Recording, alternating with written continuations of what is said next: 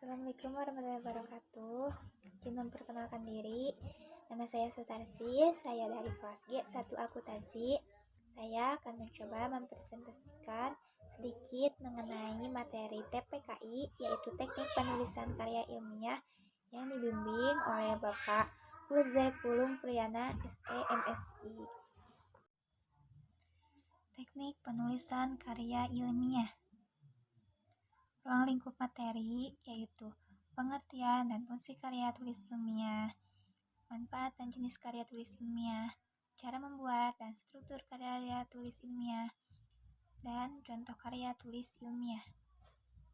Pengertian dari karya ilmiah adalah karya tulis yang dibuat untuk memecahkan suatu permasalahan dengan landasan teori dan metode-metode ilmiah. Biasanya, karya ilmiah berisikan data, fakta, dan solusi mengenai suatu masalah yang diangkat.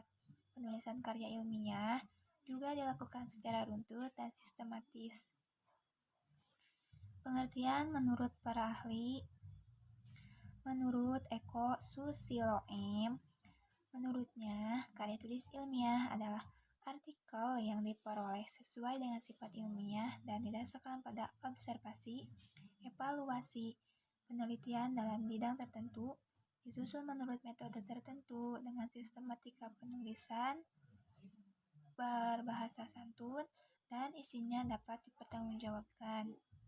Yang kedua, menurut Dwi Loka dan Riana, menurut mereka, karya ilmiah atau artikel ilmiah adalah karya seorang ilmuwan dalam bentuk pembangunan yang ingin mengembangkan ilmu pengetahuan, teknologi, dan seni yang diperoleh melalui literatur, koleksi pengalaman, serta penelitian.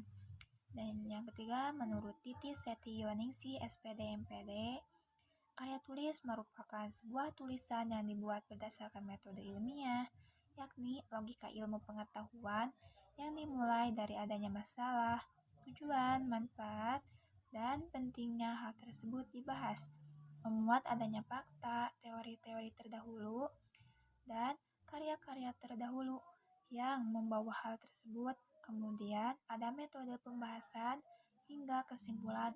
Tentunya juga ada referensi juga harus disertakan. Jadi, karya tulis ilmiah adalah karya tulis yang dibuat untuk memecahkan suatu masalah dengan landasan teori ilmiah. Biasanya, karya tulis ilmiah berisikan data, fakta, dan solusi mengenai suatu masalah yang diangkat. Penulisan karya tulis ilmiah dilakukan secara sistematis dan runtut.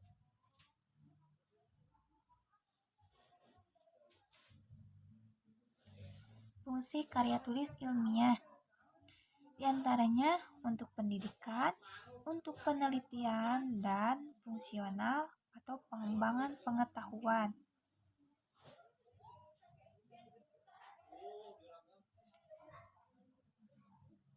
Manfaat karya tulis ilmiah diantaranya 1. Dapat melatih pengembangan keterampilan membaca yang efektif. Yang kedua, sebagai pengenalan terhadap aktivitas kepustakaan. Yang ketiga, mendapatkan kepuasan intelektual.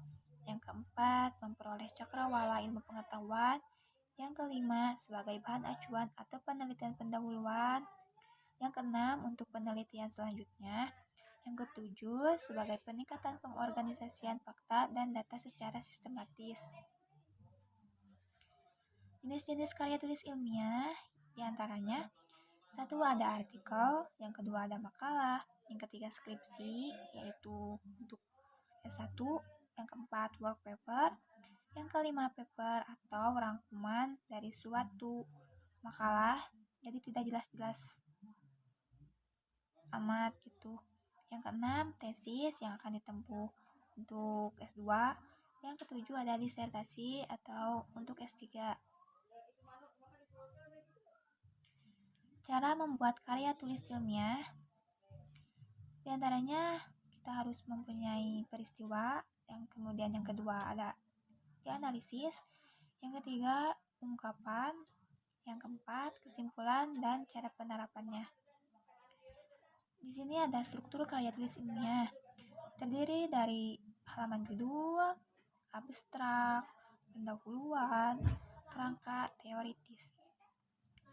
Yang kelima juga ada metode penelitian, ada pembahasan, dan kesimpulan dan saran, dan tak lupa juga ada daftar pustaka atau sebagai referensi serta sumber-sumber yang kita dapat. Sekian presentasi yang dapat saya sampaikan, semoga bermanfaat. Mohon maaf bila banyak kesalahan dalam penulisan serta ucapan saya.